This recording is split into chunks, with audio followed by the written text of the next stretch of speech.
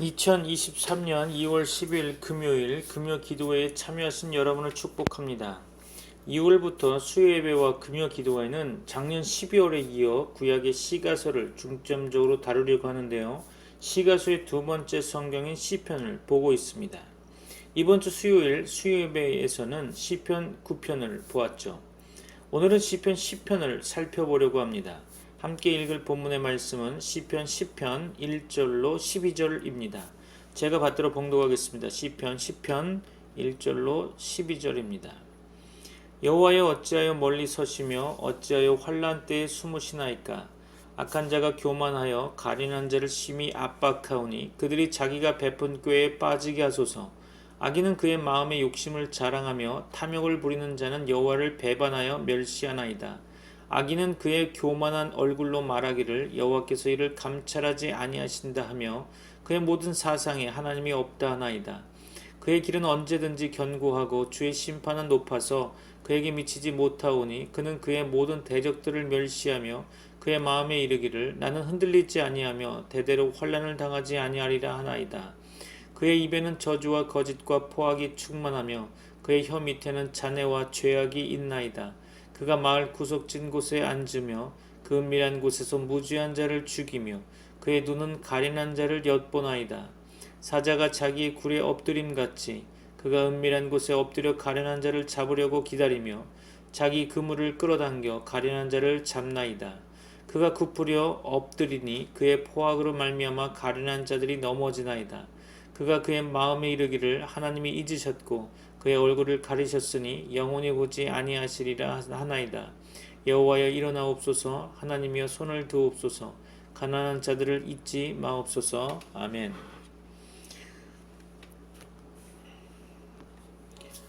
오늘 본문을 묵상하기 전에 시편에 대해 다시 한번 개요를 설명해 드리고자 합니다. 종교개혁자 마틴 루터의 말대로 성경 전체의 축소판이라 불릴 정도로 오랜 세월 수많은 시인들에 의해 불려진 시편은 매 시마다 각기 다양한 환경과 시대적 배경을 가지고 있습니다. 그럼에도 불구하고 이 시편들의 큰 주제는 오직 하나, 하나님을 향한 찬양과 경배의 고백이라고 할 수 있겠죠.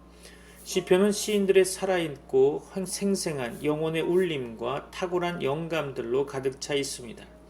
이런 측면에서 시편은 성경 문학의 백미요, 시간과 공간을 초월하여 모든 시대를 살아가는 모든 사람들에게 있어서 참된 영혼의 찬양이요, 신앙 고백서라 할 수 있을 것입니다.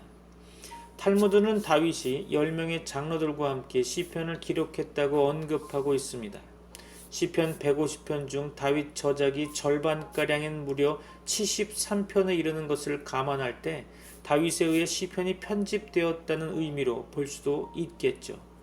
하지만 모세에게서부터 에스라 이르기까지 거의 1000년 동안에 걸쳐 기록된 시편 중 50여 편은 작자 미상이고 100여 편은 최소한 7명에 의해 기록되었다고 보여집니다.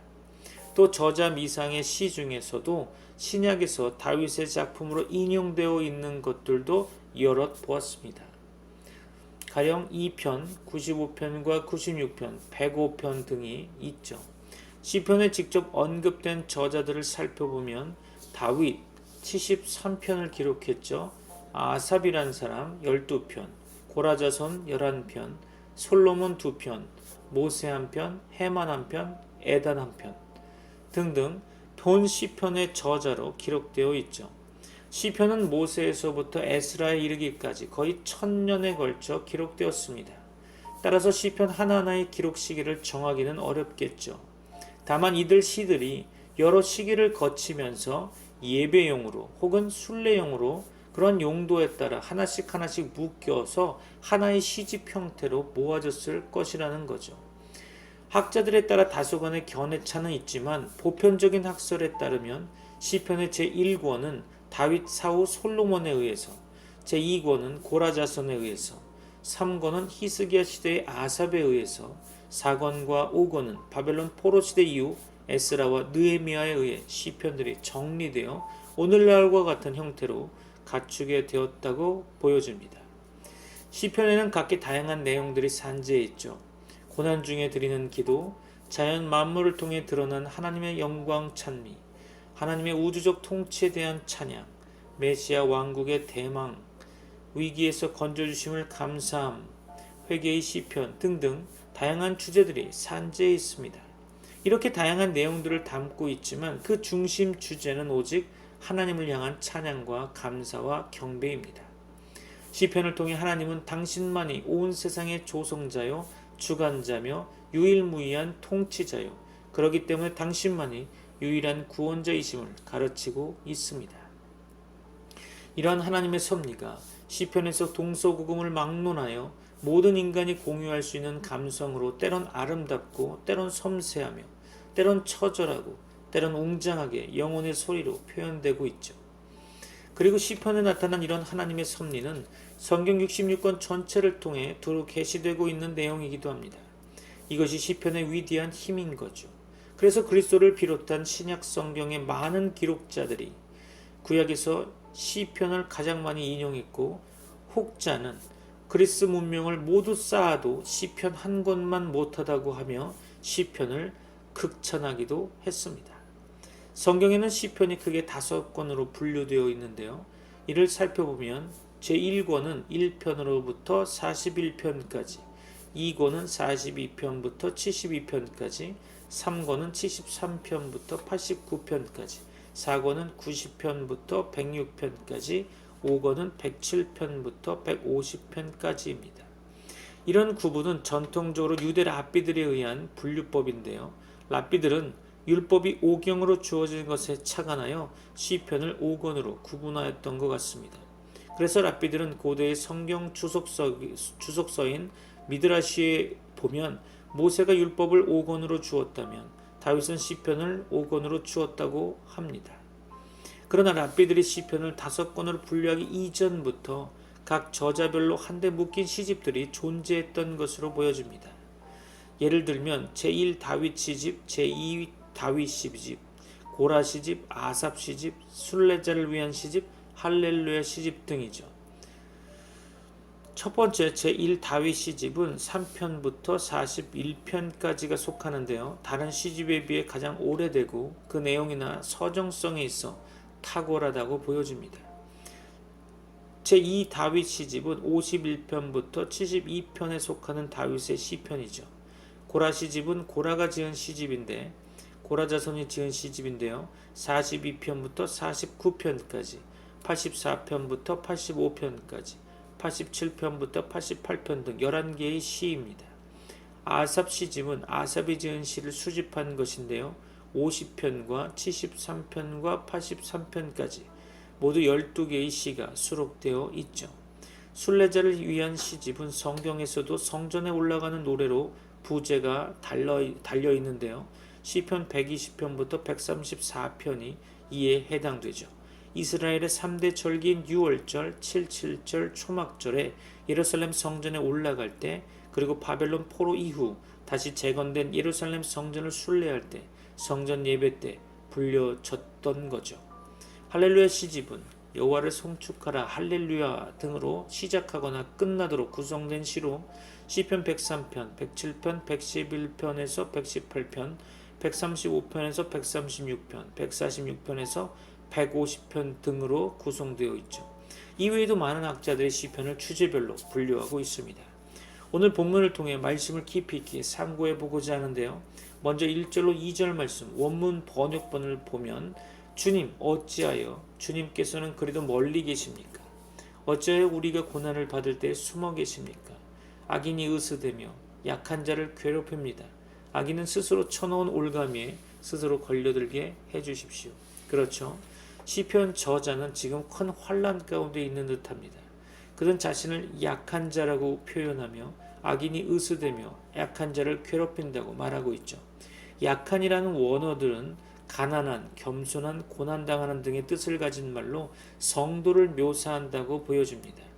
하나님을 모르는 사람은 악하고 교만하지만 성도는 심령이 가난하고 겸손해서 때때로 고난과 핍박을 당하게 됩니다.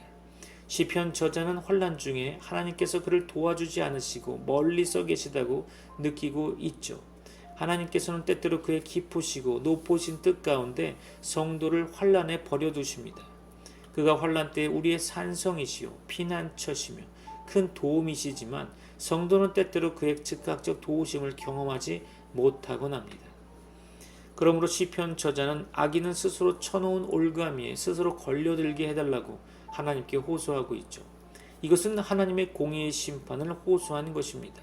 그 어렵고 답답한 시간은 그의 믿음을 더 순수하고 강하게 만들 것입니다. 그 시간은 그에게 결코 손해가 아니고 영적인 큰 유익이 될 것입니다. 하나님께서는 그의 간구를 들어주실 것입니다. 3절로 4절 말씀이죠. 원문 번역본을 보면 악한 자는 자기 야심을 자랑하고 탐욕을 부리는 자는 주님을 모독하고 멸시합니다. 악인은 그 얼굴도 뻔뻔스럽게 벌주는 이가 어디에 있느냐, 하나님이 어디에 있느냐라고 말합니다. 그들의 생각이란 늘 그렇죠. 아멘. 이 본문은 악인들로 그들이 베푼 꾀에 빠지게 해달라고 하나님께 호소한 이유를 나타내고 있죠. 악인들은 세상적 욕심을 자랑합니다. 그러나 성경은 세상에 있는 모든 것이 육신의 정욕과 안목의 정욕과 이생의 자랑이니 다 아버지께로 쫓아온 것이 아니다라고 말하고 있습니다. 또한 악인은 그 얼굴도 뻔뻔스럽게 벌주는 이가 어디 있느냐, 하나님이 어디에 있느냐고 말하죠. 세상의 부귀와 영광이 악인들의 생활 목표요, 가치 기준입니다. 그러나 하나님을 경외하는 성도에게 있어서 탐심은 우상 숭배가 되는 거죠. 우리는 마태복음 6장 24절의 말씀처럼 하나님과 재물을 함께 섬길 수 없습니다. 우리는 하나님을 유일한 주인으로 선택한 자들입니다. 맞습니까? 성도는 그 정욕과 탐심을 십자가에 못 박은 자들이죠. 갈라디아서 5장 24절입니다. 그리스도 예수의 사람들은 육체와 함께 그 정욕과 탐심을 십자가에 못 박았느니라. 아멘. 아직도 돈을 사랑하는 자는 헛된 신앙의 집을 짓는 자라고 할 수 있습니다. 악인은 또한 교만하며 무신론적이죠. 그는 하나님을 찾지 않습니다. 그의 사상에 하나님이 없죠. 그가 하나님을 두려워했다면 모든 악을 회개했을 것입니다. 사람은 하나님을 두려워해야만 악에서 떠날 수 있는 거죠. 잠언 16장 6절이죠.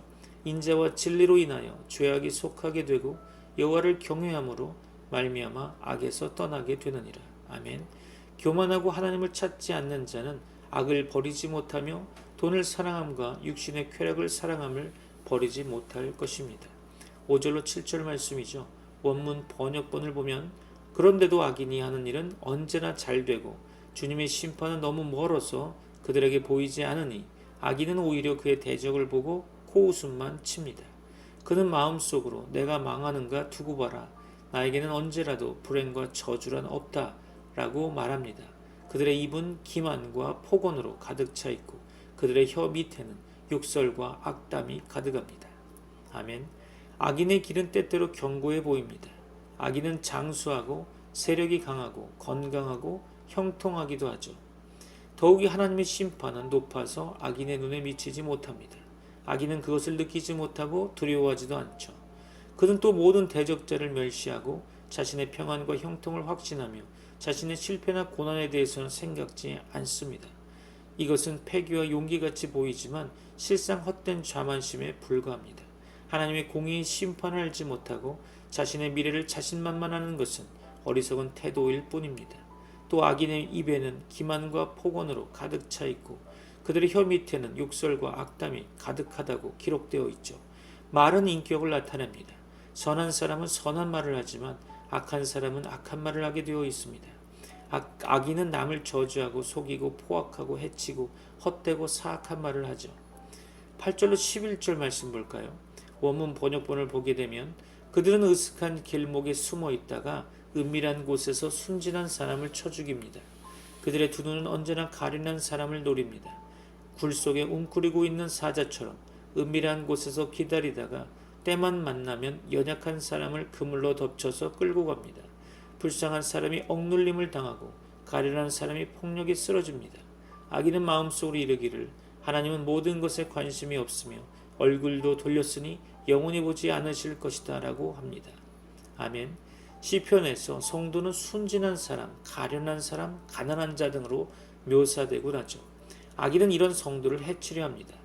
악인은 굴 속에 웅크리고 있는 사자처럼 은밀한 곳에서 기다리다가 때만 만나면 연약한 사람을 그물로 덮쳐서 끌고 가죠. 그는 사자가 그 굴에 엎드림같이 은밀한 곳에 엎드립니다. 악인이 공공연히 악을 행하지 못하고 은밀히 하는 것은 아마도 양심 때문일 것입니다. 불쌍한 사람이 억눌림을 당하고 가련한 사람이 폭력에 쓰러진다고 합니다. 악인은 폭력적이죠. 세상에서 의인들은 핍박과 고난을 당하게 됩니다.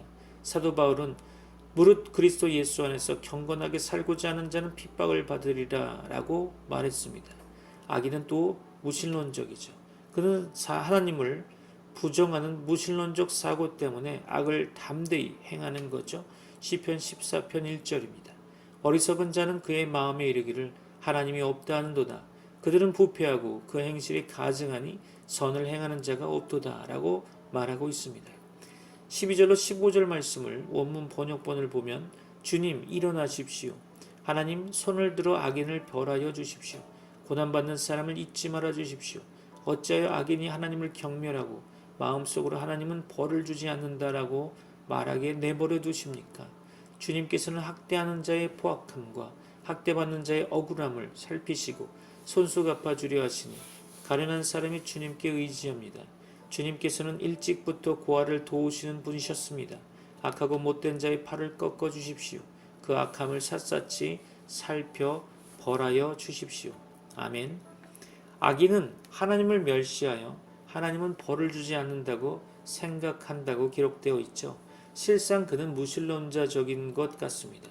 그러나 하나님께서는 학대하는 자의 포악함과 학대받는 자의 억울함을 살피셨습니다. 하나님께서는 악인이 무시한다고 무시를 당하는 분이 아니시죠.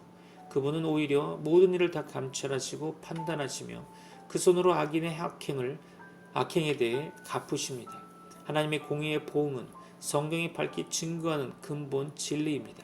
또 하나님께서는 악인을 징벌하심으로 성도를 도우시고 돌보십니다. 성경은 하나님께서 고아와 과부를 위하여 신원하시는 분이시며 고아의 아버지이시며 과부의 재판장이시라고 말하고 있죠. 하나님께서는 긍휼이 많으십니다. 그러므로 하나님을 경외하며 의롭고 선하게 살지만 이 세상에서 악한 자 때문에 핍박을 당하여 외롭고 가련하기까지 한 성도는 오직 하나님만 의지하고 기도해야 할 것입니다. 시편 저자는 그러므로 외로운 자가 주를 의지하나이다 라고 말하죠. 기도는 믿음의 자연스러운 표현인 것입니다. 시편 기자는 본문에서 주님 일어나십시오. 하나님 손을 들어 악인을 벌하여 주십시오. 고난받는 사람을 잊지 말아 주십시오 라고 기도하고 있죠. 마지막 16절로 18절 말씀을 원문으로 해석해보면 주님은 영원 무궁토록 왕이십니다. 이방 나라들은 주님의 땅에서 사라질 것입니다. 주님께서는 불쌍한 사람의 소원을 들어주십니다. 그들의 마음을 굳게 하여 주시고 그들의 부르짖음에 귀 기울여 주십시오. 고아와 억눌린 사람을 변호하여 주시고 다시는 이 땅에 억압하는 자가 없게 하십니다. 아멘. 하나님께서는 영원한 왕, 곧 세상의 영원한 통치자이시며 심판자이십니다. 그분은 성도의 호소를 들으십니다. 17절의 불쌍한 사람이라는 원어는 가난한 자, 핍박당하는 자라는 뜻으로 성도 자신을 가리킨다고 보여집니다. 하나님께서는 핍박당하는 성도의 간구를 들으십니다. 또 그는 성도의 마음을 준비시키십니다. 그분은 성도가 악을 버리고 의와 선에 굳게 서도록 준비시키십니다. 그분은 특히 억울하게 고통당하는 자의 간구에 귀를 기울이십니다. 하나님을 모르고 부도덕한 이방인들은 그의 땅 곧 이 세상으로부터 멸망당할 것입니다. 악인은 새 예루살렘 성 안으로 들어오지 못하고 성 밖에 있을 것입니다.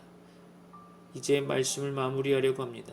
오늘 본문의 말씀을 몇 가지로 정리하면 첫째로 세상은 악하며 성도들은 이 세상에서 고통을 당하게 된다는 거죠. 세상 사람들은 교만하여 순진한 자들을 핍박합니다. 그들은 이익을 탐하고 하나님을 멸시하며 부정하죠. 그들의 입에는 저주와 거짓과 포악이 가득합니다. 성도는 이 악한 세상에서 고난을 당하게 됩니다. 그들은 가련한 자, 외로운 자로, 가난한 자로, 겸손한 자로 표현되고 있죠. 악한 세상의 사람들은 성도들을 미워할 것입니다. 그러므로 사도 바울은 무릇 그리스도 예수 안에서 경건하게 살고자 하는 자는 핍박을 받으리라 라고 말하였죠. 둘째로 그러나 하나님께서는 온 세상의 왕이시며 통치자시요 심판주 되십니다. 16절 말씀에 여호와께서는 영원 무궁토록 왕이시니 천지와 만물을 창조하신 하나님께서는 그 온 세상을 홀로 통치하십니다. 온 세상의 통치자이신 하나님께서는 공의로우신 하나님이십니다. 그분은 세상의 모든 일들을 다 보시고 감찰하시고 판단하시며 선악간의 공의로 보응하십니다. 셋째로 성도는 하나님만 의지하고 하나님께 모든 문제를 아뢰어야 할 것입니다. 12절 여호와여 일어나옵소서 하나님이여 손을 드옵소서. 14절 말씀에 외로운 자가 주를 의지하나이다. 아멘. 시편에는 성도가 고난 중에 하나님께 부르짖는 내용, 특히 악인의 악행에 대해 하나님의 공의로운 판단과 보응을 호소하는 내용이 많이 있습니다. 성도는 하나님만 믿고 의지하고 기도해야 하는 거죠.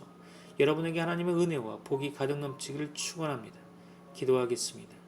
지금은 우리 주 예수 그리스도의 은혜와 하나님의 사랑과 성령님의 교통하심이 왕이신 하나님께서 주신 특별한 은혜와 사랑을 경험하는 모든 주의 지체들에게 이제부터 영원까지 함께 있을지어다. 아멘.